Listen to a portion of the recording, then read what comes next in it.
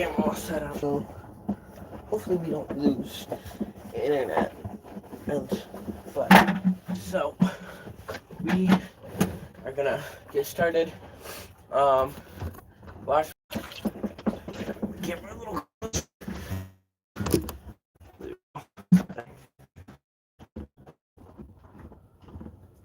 Oh my goodness. Okay, there we go. So I have a wet rag right here, and she's not too dirty. So usually if she's very dirty, we'll start because she's covered in mud on her udder.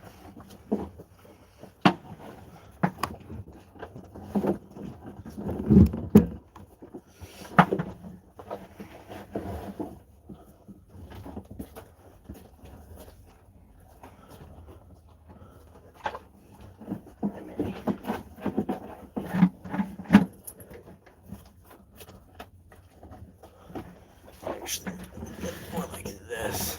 There we go. So if you're just joining, this is our Cow Mini. If you have any questions, you can leave them in the live chat, and I'll try to answer them. So currently, right now, I'm cleaning the udder. So I have some soap and vinegar water here that I'm spraying on a wet rag, and I'm cleaning the udder so that there's no bacteria, bad bacteria or dirt or anything that might fall into the milk as I'm milking, because we don't want that, because we do not pasteurize our milk. You know what pasteurization is. We keep it raw.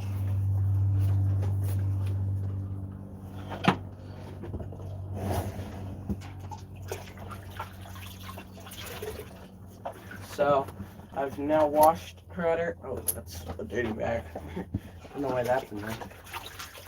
But I'm gonna, you could say I'm almost gonna rinse off the udder. So I'm gonna use just a wet rag to make sure that there's no soap and vinegar that could fall into the milk, because we don't want that either. The soap and vinegar is to clean the udder.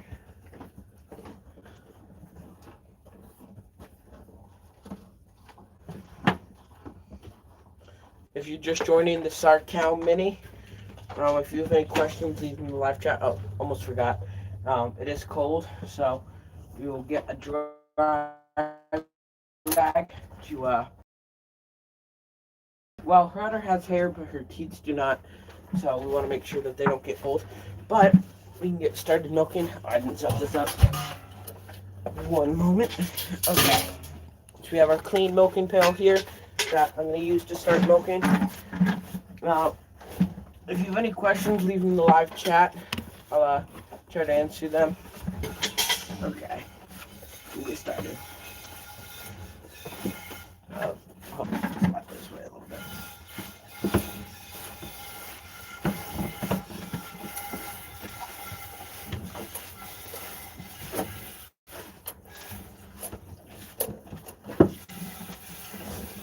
Where are you going? You're walking. You're stepping a little bit. Move around. If you're just joining, this is our Cow Mini. If you have any questions, leave them in the live chat. I'll try to answer them.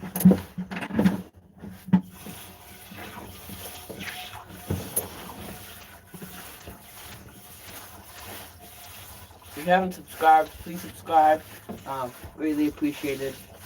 I only have a small YouTube channel here, but we like to post this live stream and video knowledge we have about homesteading. So, oh, Minnie's turned. Here we go. So, also, when you leave this live stream or when I finish, be sure to check out some of our other videos. We got some great shorts. So check those out. Because if any bad bacteria that gets into the milk, sell it to stores where you buy milk from or anything. They make sure the milk is all very healthy for you, so that there isn't any germs in the milk. But the problem with pasteurizing the milk is that when you pasteurize it, it gets rid of, yes, all that bad bacteria, but it also gets rid of all the good, almost all the nutrition, but definitely all the good bacteria that's in the milk already. And you think, why would you pasteurize then if it's getting rid of all this good bacteria and nutrition? But commercial dairy farms, which is where all milk comes from that you like buy in the store, commercial dairy farms, they have to pasteurize the milk because they use milking machines, and all the milk, like all these dirty pipes and picking up all the bad bacteria.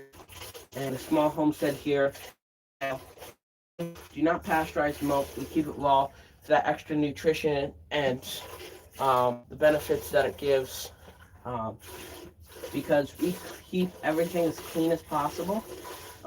So we like wash our udder. We filter the milk twice after our milk. So even if like one little piece of hay falls in, there's a little bad bacteria. Even so, we one, filter out the hay, but then two, in that little bad bacteria isn't going to do anything to you because there's so much good bacteria. Hello and welcome if you're just joining.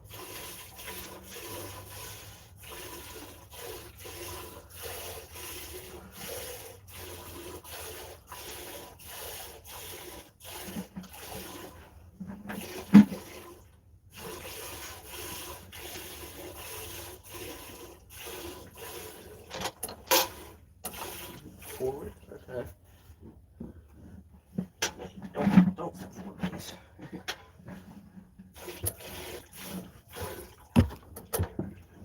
You're about to step forward. Minnie, what are you doing? Can you step backwards? Can you? Can you step backwards? No? Okay, maybe you can. Oh, okay, that's better.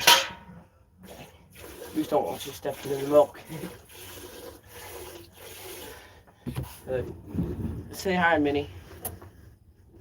See? Yeah. She steps forward sometimes. You don't want her stepping in the milk or kicking over the bucket. She doesn't really kick, so there isn't a worry about that of her kicking like on purpose.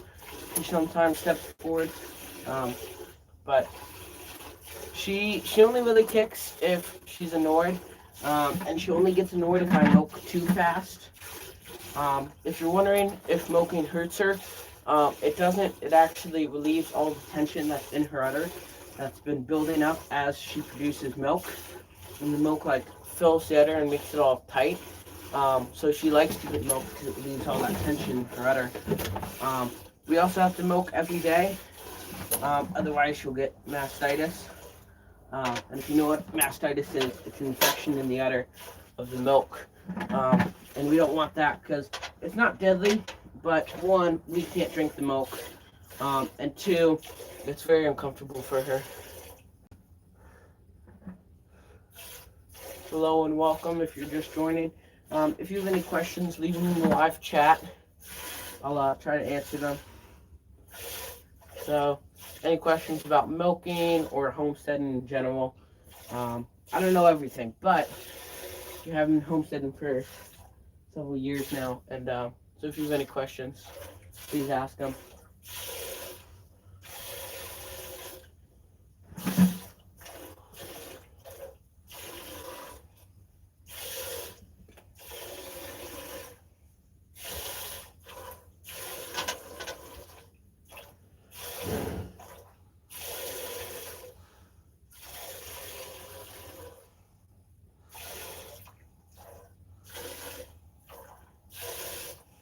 Just joining the Sark Cow Mini. Well, if you guys heard that, but had an alarm go off. It's for us to turn on the lights for the chickens. If you guys have chickens give less eggs, don't get as much sunlight. So what we do is we don't do this like at the beginning of winter, but about halfway through winter. Well, not really halfway. So starting by January, we put out a light for the chickens, and we have this light on for like as it gets dark from 5 o'clock to like 10 o'clock at night, and it gives them like 5 extra hours of light. And I'll get back to that. So right now I'm pouring the milk through this funnel, and we have a filter down there. If you guys want to see. So we have a filter down there, and a funnel. But what I was saying about chickens, where was I? So we give them about 5 extra hours of light. And what that does is the more light they have, the more eggs they can produce. So they give us more eggs. So anyway, that was all because I had an alarm that said turn on chicken. But yeah, after I finish milking, will do the evening animals. So shut up chickens for the night in their coop so that no raccoons or I guess weasel. Do we have weasels? I'm not really sure. I just no raccoons and other predators won't get them. So we shut them up in their coop, the chickens. I also give the rabbits if they need food or water. I meat rabbits. And then I feed the dogs, put turkeys back, check on the goats, make sure the dogs and goats have water. So we have Great Pyrenees dogs, if you know that breed of dogs. They're kind of big dogs, but they're livestock guardian dogs. And they are great for guarding goats. They're very fierce with predators, but they're also great with humans. Like, they love humans so much. So, and a lot of people have them as indoor pets. So, Great Pyrenees are great. But we have them as outdoor dogs. They're outdoor all year long. If you don't like that, we have 2 shelters they can sleep in. We have a barn down there. We feed them twice a day, so well, they love it. But yeah, I'll do the evening animal chores after I finish milking. A lot of farmers like to milk like early in the morning. I'm just not a morning person, so the barn. What was I saying? I forget. So yeah, they're I forget. So yeah, they're